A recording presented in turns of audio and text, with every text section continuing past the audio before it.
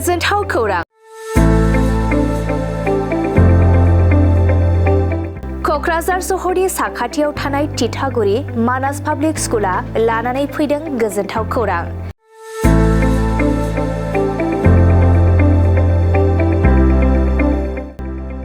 मानास public स्कुला गुन गोनां सोलोंथाइ बोसोरनि नार्सारिनिफ्राय थाखो 9 सिम फरायसा फरायसुलिफोरनि गोदानै 2026-27 मायथाइनि गोदानै मुं थिसननायनि खाबुफोर होगासिनो दं।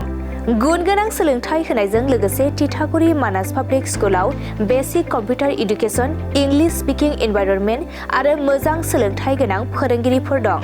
फरायसा फरायसुलिफोरनि थाखाय सोलोंथाइ लानायजों गोबां मोजां खाबुफोर दं, जेरै यगानि खाबु आरो हिन्जावसा आरो हौवासाफोरनि थानायनि थाखाय सेपारेट हस्टेलनिबो खाबुफोर दं।